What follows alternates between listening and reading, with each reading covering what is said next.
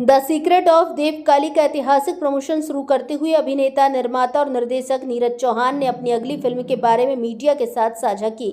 अभिनेता और निर्माता नीरज चौहान ने अयोध्या में मीडिया से बात करते हुए श्री कृष्ण जन्मस्थली मथुरा विवाद पर अपनी अगली फिल्म की घोषणा की। Film the secret of Devkali के प्रमोशन के लिए बड़ी देवकाली मंदिर में हिंदुस्तान को हिंदू राष्ट्र बनाने की मांग करते हुए अखंड ज्योति की शुरुआत की।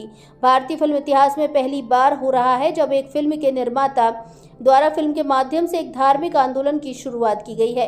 निर्देशक नीरज चौहान की टीम के नेतृत्व में अयोध्या में 3 अप्रैल 2025 को बड़ी देवकाली मंदिर में अग्नि ज्वाला प्रज्वलित की गई। इस दौरान साधु संत के हाथों 20 फुट का एक भव्य पोस्टर भी लॉन्च किया गया। The secret of Devkali film को लेकर उनके हाथ से राज्याभिषेक हुआ। लोगों ने वहां ये प्रण लिया कि जब तक हिंदू राष्ट्र नहीं बनेगा तब तक ये अखंड ज्योत जलती रहेगी। नीरज चौहान ने हर हिंदू घर से एक माचिस की तीली लाने का आग्रह किया है ताकि हिंदू धर्म की जो ज्योत है वह जलती रहे और काफी घरों से यह तीली लगाई गई। इसके साथ ही फिल्म की टीम ने राम मंदिर जाकर आशीर्वाद लिया। इस अवसर पर मुस्लिम धर्मगुरु फैज खान भी उपस्थित थे। हिंदू राष्ट्र के लिए शुरू हुए आंदोलन में फैज खान द्वारा भी आहुति दी गई। इस आगामी Hindi film the secret of Devkali के अभिनेता और निर्देशक नीरज चौहान के साथ यहां शिवोम मिश्रा, ब्रांड एम्बेसडर, स्वच्छ भारत मिशन अयोध्या, हनुमानगढ़ी महंत राजू दास और कई साधु साध्वियों के साथ अयोध्या की बड़ी देवकाली मंदिर में विशेष पूजा की गई। देश को हिंदू राष्ट्र बनाने की शपथ लेने के लिए अखंड ज्योति की शुरुआत के बहुत से लोग साक्षी बने। अभिनेता निर्देशक नीरज चौहान ने कहा, मेरी film the secret of Devkali में सनातन धर्म और प्रकृति प्रेम की बात करती है जो कि आज देश के लिए सबसे जरूरी है। मुझे बताते हुए खुशी और गर्व है कि चौहान प्रोडक्शन के बैनर तले हमारी अगली फिल्म भगवान कृष्ण के जन्मस्थली मथुरा पर आधारित है। एक बड़े धार्मिक आंदोलन के बाद हम अपने आदर्श श्री राम के मंदिर बनाने में सफल हुए। मथुरा में लंबे समय से चल रहे विवाद को भी खत्म करने का समय आ गया है। हमारी अगली फिल्म में हम इतिहास के पन्नों को दर्शकों के सामने लेकर आएंगे और सच्चाई सामने रखेंगे। भारत संवाद से प्रशांत शुक्ला की रिपोर्ट। आज वक्त बिल पेश हुआ है, क्या कहेंगे? मुसलमानों के हक में काम हुआ है, ऐतिहासिक काम हुआ है। मैं प्रधानमंत्री श्री नरेंद्र मोदी जी का, श्री अमित शाह जी का, किरण रिजिजू जी का, पूरे मुस्लिम समाज की ओर से हृदय से आभार व्यक्त करता हूं। मुसलमानों का हक दिलवाने के लिए पहला कदम उन्होंने उठा लिया है। लोकसभा में बिल पास हो गया है। हम दुआ करते हैं राज्यसभा में भी पास हो और जल्दी से राष्ट्रपति भी उस पर हस्ताक्षर कर दें। सच्चर कमेटी की रिपोर्ट ने कहा था कि 10% वक्फ की प्रॉपर्टी का सही उपयोग हो तो 12,000 करोड़ रुपए की आय होगी। अभी रेलवे के बराबर संपत्ति है, 126 करोड़ रुपए की आय हुई है। यानी कि जो लोग विरोध कर रहे हैं ना, चाहे वो ओवैसी की पार्टी हो, मुस्लिम पर्सनल लॉ बोर्ड हो, ये लोग मुसलमानों के दुश्मन हैं। वक्त की प्रॉपर्टी कहीं ना कहीं दबा के रखें, इसलिए विरोध कर रहे हैं। मुसलमान इनके बहकावे में ना आए।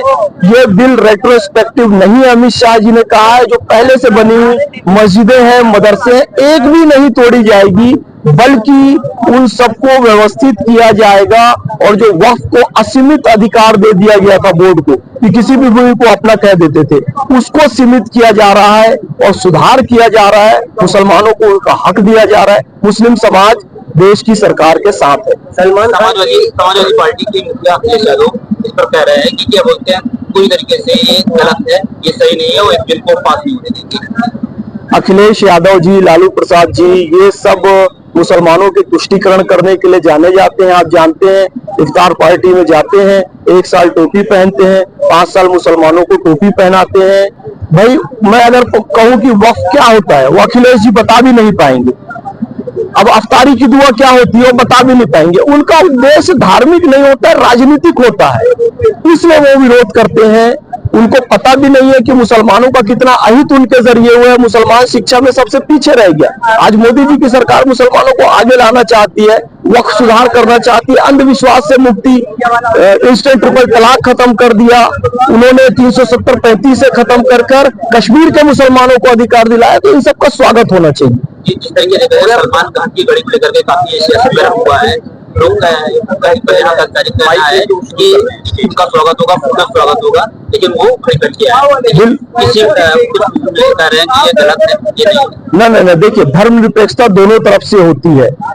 हमारे मुसलमान भाइयों को भी चाहिए कि राम मंदिर में आए। मैं खुद 22 जनवरी 2024 को 7,500 आमंत्रित लोगों में था। मेरा सौभाग्य था, लेकिन मैं कोई बड़ी सेलिब्रिटी नहीं हूँ। सलमान खान यदि यहाँ पर आते हैं और अंसारी साहब आमंत्रित कर रहे हैं, तो ये एक बहुत अच्छा मैसेज होगा देश के हिंदू समाज के लिए, पूरे विश्व के लिए। सलमान खान को आना चाहिए और कट्टरपंथी लोगों का काम है नफरत फैलाना। मेरा पैगाम मोहब्बत है जहां तक पहुंचे। तो जो आज यहाँ प्रोग्राम है द ऑफ दिवाली, इससे क्या अयोध्या को मैसेज देना चाहती है? देखिए, कृष्ण जी के पीछे भी एक माता की शक्ति है, शिव जी के पीछे भी एक माता की शक्ति है। हर पुरुष की सफलता में एक माता की शक्ति होती है। भगवान श्री रामचंद्र जी की जो आराध्य देवी है माता देवकाली, जिनका स्थान त्रेता युग से बल्कि सतयुग से इस अयोध्या में है, उन पर एक फिल्म बनी है नीरज चौहान जी और उनकी पूरी टीम के। देखिए, ये बहुत अच्छी फिल्म बनाई गई है, the secret of Devkali. Neeraj Pandey ji इसके निर्माता भी है, एक्टर भी है और बहुत ही अच्छी फिल्म ये बनाई गई है। मुझे लगता है द सीक्रेट ऑफ देवकाली में माँ की कृपा का भी बखान किया गया है और आजकल प्रकृति से जो अन्याय करता है, प्रकृति भी उसके साथ अन्याय करती है, इसको भी इस फिल्म में दर्शाया गया है। कुल मिलाकर ये एक सामाजिक पारिवारिक फिल्म बनाई गई है, धार्मिक फिल्म बनाई गई है। मुझे लगता है बॉलीवुड में जो गंदगी परोसी जा रही है उसके चेहरे पे एक जोरदार तमाचा है ये फिल्म, और ये बहुत ही अच्छी फिल्म बनाई गई है और मुझे लग रहा है कि ये फिल्म हर व्यक्ति को देखना चाहिए, क्योंकि पारिवारिक फिल्म है, साफ सुथरी फिल्म है, सनातन की फिल्म है, धर्म की फिल्म है, मानवता की फिल्म है, प्रकृति की फिल्म है। फिल्म में क्या ऐसी चीज़ है जो हीरो है उनके ऊपर माँ देवकाली की कृपा रहती है। पूरी फिल्म में आप देखेंगे तो आपको पता चलेगा कि क्या क्या सिचुएशन आता है।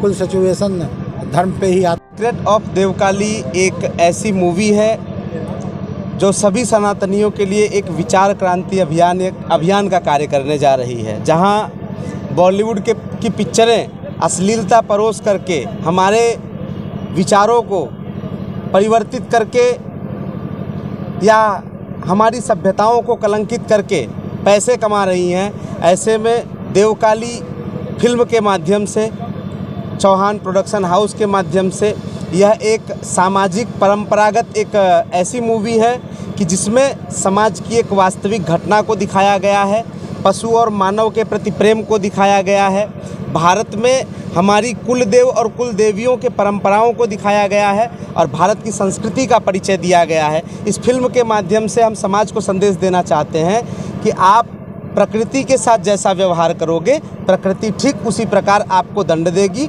और उसका प्रायश्चित मुझे नहीं लगता है कि इस जन्म में आप कर पाएंगे। पशुओं को मारना, उनकी हत्या करना, यह हमारे धर्म के विपरीत है और हमें प्रकृति का जतन करना चाहिए, पर्यावरण का जतन करना चाहिए। यही विषय लेकर के हम सब यहाँ आए हैं। पर्यावरण को लेकर के रोल में हमने लीड कैरेक्टर किया है। इस फिल्म में माधव का कैरेक्टर है और माधव का काम है कि जब जब अधर्म बढ़ता है तब धर्म की स्थापना के लिए वो एक अपने अलग रूप में आता है हर बार।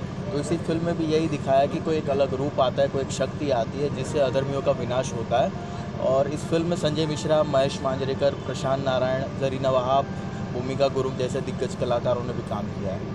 फिल्म पर्यावरण से संबंधित है, यानी पर्यावरण को भी लेकर कुछ कहा गया है?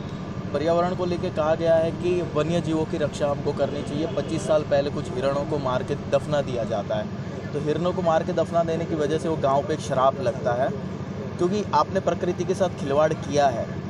प्रकृति के साथ आप खिलवाड़ करेंगे तो उनकी साइकिल जो इको साइकिल है उसमें आपने खिलवाड़ किया है, तो बदले बदले आपको ही भुगतना है। तो बस इसी संदेश को देते हुए एक मॉडर्न तरीके से फिल्म बनाई है। इस फिल्म का म्यूजिक कब लॉन्च होगा और कब रिलीज होगी? फिल्म का ट्रेलर रिलीज़ हो चुका और गाने भी इसके जल्द से जल्द रिलीज़ होंगे। उल्टा इसमें जो कलाकार लोग हैं कहाँ के हैं और क्या मतलब कि कौन सा प्रतिभा कर रहे हैं? मतलब ज़्यादातर कलाकार अभी एक्टर्स अभी ज़्यादातर मुंबई में ही रहते हैं। वो कहाँ के एग्जैक्टली है उनकी इन्फॉर्मेशन हम ज़्यादा नहीं रखते हैं।